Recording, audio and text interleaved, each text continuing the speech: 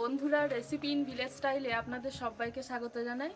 আর দেখতেই তো পাচ্ছেন চারিদিকে একদম কুয়াশায় আচ্ছন্ন হয়ে আছে। আর এই কুয়াশা আচ্ছন্ন দিনে যদি একটু মজাদার রেসিপি না হয় তাহলে কি জমে? তাই আজ আমরা চলে এলাম একটা মজাদার রেসিপি নিয়ে। কি বানাচ্ছি আপনারা দেখতে থাকুন। আজকের রেসিপিটা ভীষণ মজাদার হতে চলেছে আর ভীষণ জনপ্রিয় একটা রান্না। তাহলে চলুন দেখে নিন।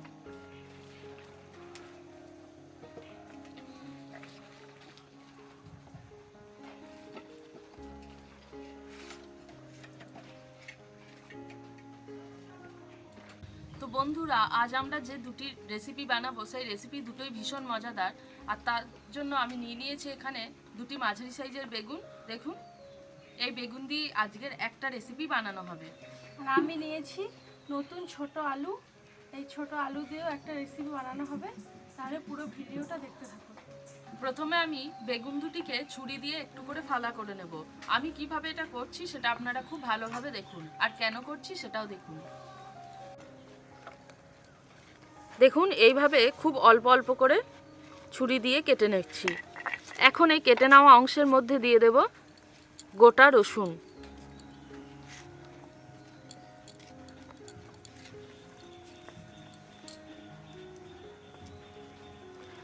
একটা বেগুনের মধ্যে 3টে রসুন দিলেই হবে।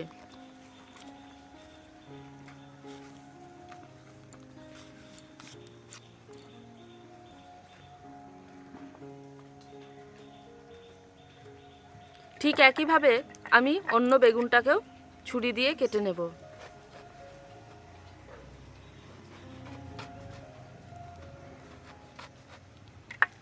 এর মধ্যেও গোটা রসুন আমি দিয়ে দেব।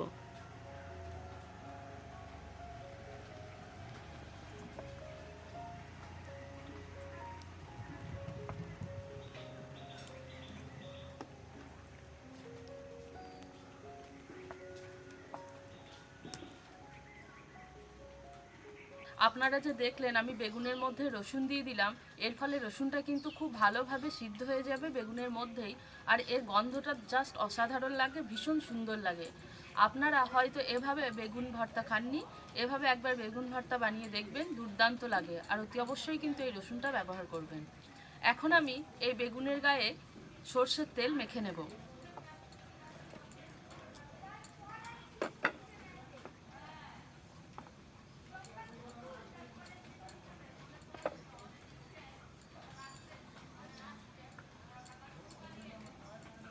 সর্ষের তেলটা মাখা হয়ে গেছে।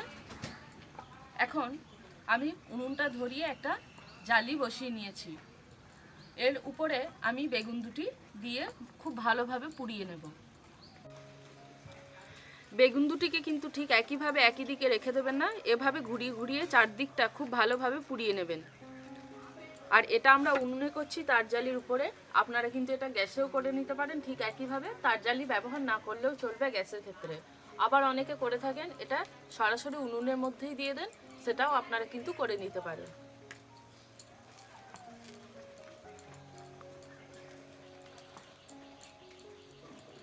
দেখুন, এরই মধ্যে কিন্তু বেগুনের কালার আস্তে আস্তে চেঞ্জ হতে লেগেছে। এভাবে খুব দাও দাও করে জাল দিতে থাকবো, তাহলে কিছুক্ষণের মধ্যেই কিন্তু বেগুনটা খুব ভালোভাবে পুড়ে যাবে। এদিকে বেগুনটা পোড়াতে পোড়াতে আমি এদিকে যে ছোট নতুন আলুগুলি নিয়েছিলাম সেই নতুন আলুগুলিকে এভাবে ছুলে নেব।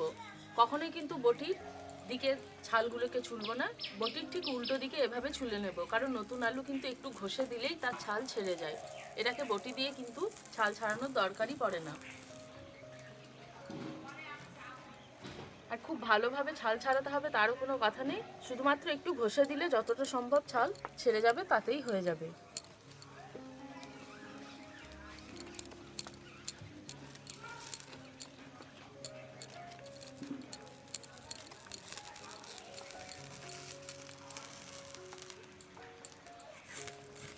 বেগুন ভর্তা বানানোর জন্য আপনারা কিন্তু খুব বেশি বড় বড় সাইজের বেগুন একদমই নেবেন না, এরকম মাঝারি সাইজের বেগুন নেবেন, তাহলে কিন্তু বেগুন ভর্তা একদম ঠিকঠাকভাবে বানানো হবে।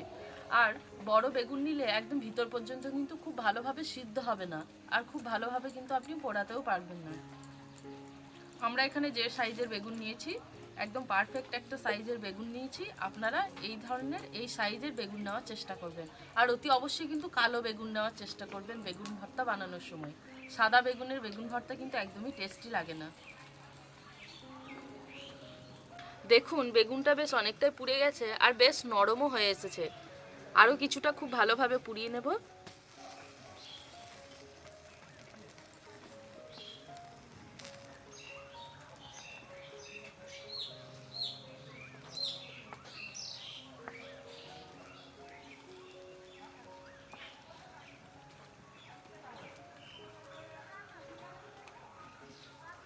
বেগুন পোড়ানো একদম কমপ্লিট হয়ে গেছে। সেটা আপনারা কিভাবে বুঝবেন সেটা আপনাদের বলে দিই।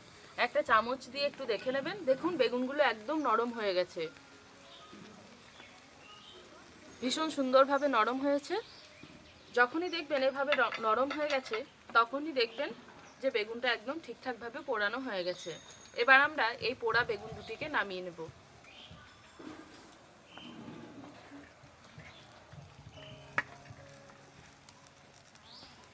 আমাদের তো বেগুনটা পোড়ানো হয়েই গেছে। এখন বেগুন ভর্তা বানানোর জন্য যে সমস্ত উপকরণগুলো আমি নেব সেগুলো এখন কেটে রেডি করে নেব। আমি এখানে একটি পেঁয়াজ নিয়েছি, সেই পেঁয়াজটাকে খুব ছোট্ট ছোট্ট করে কুচি করে নেব।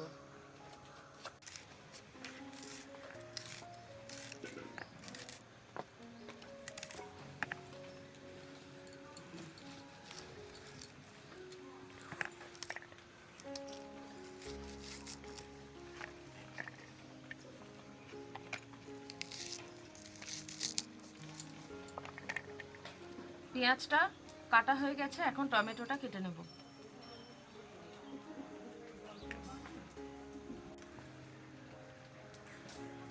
এরকম ছোট্ট ছোট্ট পিস করে কাটবেন টমেটোগুলোকে।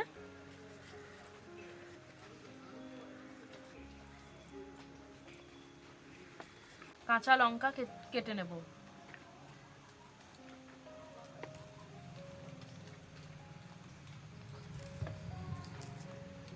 আদা কুচি করে নেব।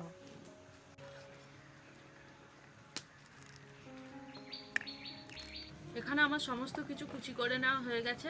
আমার এখানে রসুন কুচিও লাগবে, কিন্তু আমি এখানে রসুনটা কুচি করলাম না। আমি যেহেতু বেগুন পোড়ানোর সময় তার মধ্যে রসুন দিয়েছিলাম, সেই রসুনটাই আমার কাজে লাগবে, তাই আমি আলাদাভাবে রসুন কিন্তু কুচি করলাম না। তাহলে চলুন এখন আমরা বেগুন পোড়াটাকে যেটা ঠান্ডা হতে দিয়েছিলাম সেটা ছাড়িয়ে নেব। বেগুন ছাড়াতে হয়তো অনেকের অসুবিধা হয়, আমি আপনাদের একটা ট্রিক শিখিয়ে দিচ্ছি। আমি একটি বাটিতে ঠান্ডা জল নিয়ে নিয়েছি, এখন কিভাবে ছাড়াচ্ছি সেটা আপনারা দেখে নিন। ঠান্ডা জলের মধ্যে হাতটা ডোবাবেন আর অল্প অল্প করে বেগুনের খোসাটা খুব হালকা হাতে ছাড়িয়ে নেবেন। দেখুন খুব সহজেই কিন্তু বেগুনের খোসাটা ছেড়ে যাচ্ছে। আবার জলের মধ্যে হাতটা ডুবিয়ে ঠিক একইভাবে বেগুনের খোসাটা ছাড়িয়ে নেবেন।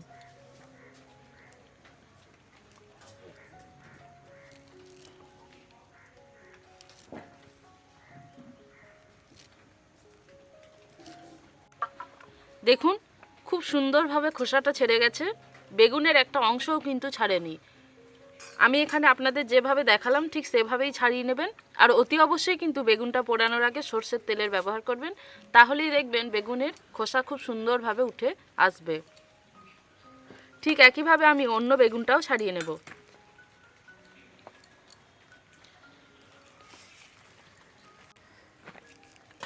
আর এভাবে জলের মধ্যে হাত ডুবিয়ে ডুবিয়ে বেগুনের খোসাটাকে ছাড়ালে দেখুন হাত কিন্তু কালোও হবে না।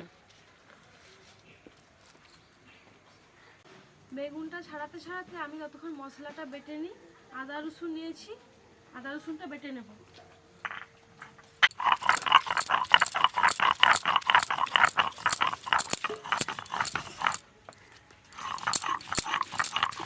বেগুনের খোসা ছাড়ানো হয়ে গেছে। এবার যে উপরের অংশটা আছে শক্ত অংশ, সেটার থেকে আমি বেগুনটাকে ছাড়িয়ে নেব। এটা আমি হাত দিয়েই ছাড়িয়ে নিচ্ছি, খুব সহজেই ছাড়ানো হয়ে যাবে। দেখুন আলাদা হয়ে গেছে। এখন এর মধ্যে যে রসুনগুলো ছিল সেই রসুনগুলোকে আমি হাত দিয়ে চেপে চেপে দেব। তাহলেই দেখুন রসুনগুলো কিন্তু একদম খুব ভালোভাবে সিদ্ধ হয়েছে। হাত দিয়ে চেপে দিলেই কিন্তু এগুলো একদম খুব সুন্দরভাবে নরম হয়ে যাচ্ছে। দেখুন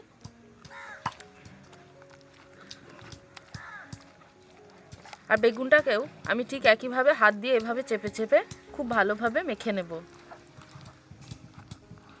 এবার আমরা বেগুন ভর্তাটা বানিয়ে নেব। বেগুন ভর্তা বানানোর জন্য আমি একটি কড়াই বসিয়ে নেব। এখন কড়াইয়ের মধ্যে দিয়ে দেব সরষের তেল। খুব বেশি তেল দেবো না, খুব সামান্য পরিমাণ তেল দিলাম। এখন এর মধ্যে দিয়ে দেব আদা কুচি, পেঁয়াজ কুচি, কাঁচা লঙ্কা কুচি। হালকা করে ভেজে নেব, খুব বেশি ভাজবো না, খুব হালকা করেই ভাজবো। ভালোভাবে ভেজে নিয়েছি। এখন এর মধ্যে দিয়ে দেবো টমেটো কুচি, 1 চা চামচ পরিমাণ লবণ, 1/2 চা চামচ পরিমাণ হলুদ গুঁড়ো। এবার টমেটোটা খুব সামান্য নরম হওয়া পর্যন্ত ভালোভাবে নেড়ে নেব। টমেটোটা হালকা নরম হয়ে গেছে। এখন এর মধ্যে দিয়ে দেব বেগুনটা। এবার খুব ভালোভাবে এর সাথে মিশিয়ে নেব।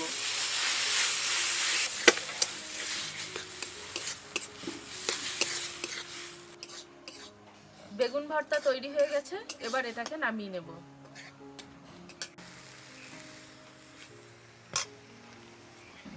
আমাদের বেগুন ভর্তা তৈরি হয়ে গেছে। এখন চলে যাব দ্বিতীয় রেসিপিতে। সেই দ্বিতীয় রেসিপিটা বানানোর জন্য আলুর ছালগুলো ছুলে নিয়েছিলাম, সেটা তো আপনারা দেখছেন। এখন এই আলুর মধ্যে দিয়ে দেব লবণ 1 চা চামচ, হলুদ 1 চা চামচ। লবণ এবং হলুদ আলুর সাথে খুব ভালোভাবে মেখে নেব। কড়াইয়ের মধ্যে দিয়ে দেব সরষের তেল। এখন আমরা এই আলুগুলিকে একটি টুথপিক দিয়ে ছোট্ট ছোট্টভাবে পিক করে দেব। তার ফলে আলুগুলি খুব ভালোভাবে ভিতর পর্যন্ত ভাজা হবে। দেখুন, ঠিক এভাবেই আলুগুলিকে পিক করে নিতে হবে। আপনারা এই পিকটা কিন্তু লবণ এবং হলুদ মাখানোর আগেও করতে পারেন, কিন্তু আমরা একটু পরেই করলাম। তার কারণ হচ্ছে এর ফলে লবণ এবং হলুদটা ভিতরে খুব ভালোভাবে ঢুকে যাবে। এবার আমি এই লবণ এবং হলুদ মেখে রাখা আলুগুলিকে তেলের মধ্যে দিয়ে খুব ভালোভাবে ভেজে নেব।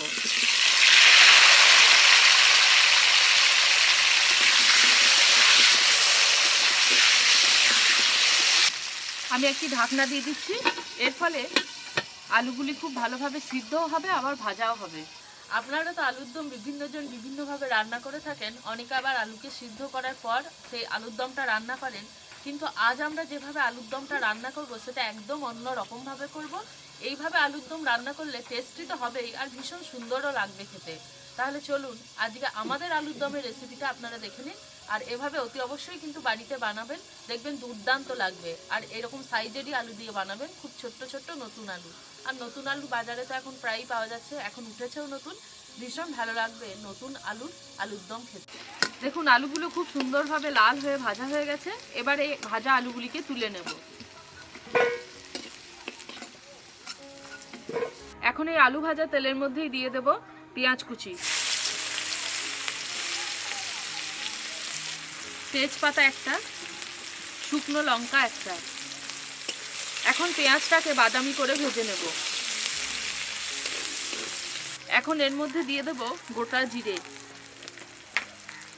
পেঁয়াজটা বাদামি হয়ে ভাজা হয়ে গেছে। এর মধ্যে দিয়ে দেব পেঁয়াজ কলি, টমেটো কুচি। এর মধ্যে দিয়ে দিচ্ছি 1/2 চা চামচ পরিমাণ লবণ। এবার এগুলিকে কিছুক্ষণ খুব ভালোভাবে ভেজে নিতে হবে, যতক্ষণ পর্যন্ত না টমেটো এবং পেঁয়াজ কলি কিছুটা নরম হয়ে যাচ্ছে। এগুলো ভাজতে ভাজতে আমি ততক্ষণে এখানে যে মশলাটা ব্যবহার করব সেই মশলাটা রেডি করে নিই। হলুদ গুঁড়ো 1 চা চামচ, লাল লঙ্কা গুঁড়ো 1 চা চামচ পরিমাণ, জিরে গুঁড়ো 1 চা চামচ পরিমাণ, ধনে গুঁড়ো। এবার এর মধ্যে দিয়ে দেব সামান্য পরিমাণ জল। জল দিয়ে মশলাটা খুব ভালোভাবে জলের সাথে গুলে নেব।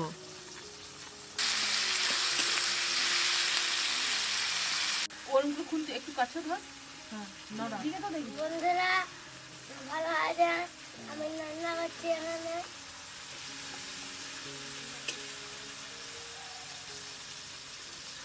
আমি রান্না করতে খুব ভালো আছি।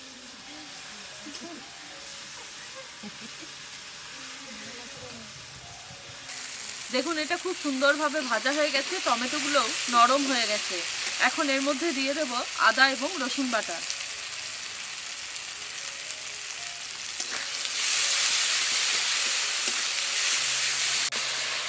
আদা রসুন বাটা দেওয়ার পর খুব ভালোভাবে নেড়ে নিয়েছি।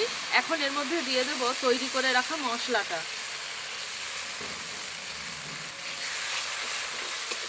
এবার মশলাটা জল দিয়ে দিয়ে খুব ভালোভাবে কষিয়ে নেব।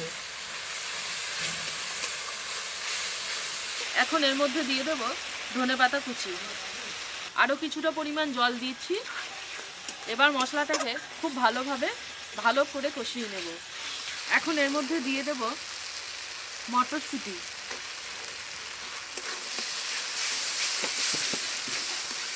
আর দিয়ে দেব ভেজে রাখা আলু।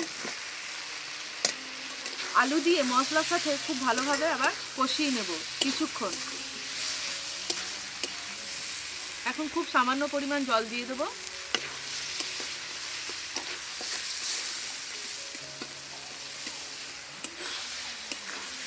আলুর সাথে মশলাটাকে খুব ভালোভাবে কষানো হয়ে গেছে। এখন এর মধ্যে দিয়ে দেব জল। এবার একটি ঢাকনা দিয়ে আলুগুলিকে খুব ভালোভাবে সিদ্ধ করে নেব। আলুর দম একদম রেডি হয়ে গেছে, আর আলুগুলোও খুব সুন্দরভাবে সিদ্ধ হয়ে গেছে। এবার আলুর দমটাকে নামিয়ে নেব। আলুর দমটাকে নামিয়ে নিয়েছি। এখন এর মধ্যে দিয়ে দেব গরম মশলা বাটা, খুব সামান্য পরিমাণ দিলাম। এবার এটাকে খুব ভালোভাবে আলুর দমের সাথে মিশিয়ে দেব। আলুর দম এবং বেগুন ভর্তা দুটোই তৈরি হয়ে গেছে। আর এই যে বসে পড়েছে আমাদের ভুটুম এবং সুজয়।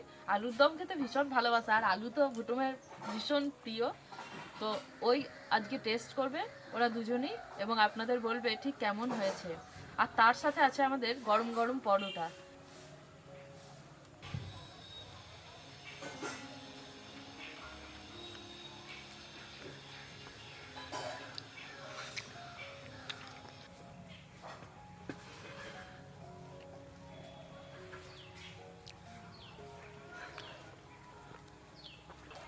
দারুণ হয়েছে।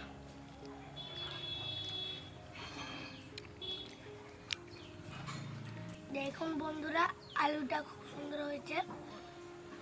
দেখুন আলুটা পুরো ভিতর পর্যন্ত সিদ্ধ হয়েছে।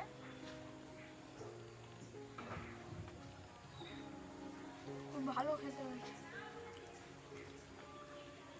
বা বেগুন ভর্তাটা আমি খেয়ে দেখি কেমন হয়েছে। খুব ভালো খেতে হয়েছে, আর কাঁচা লঙ্কাগুলোও খুব ভালো লাগছে।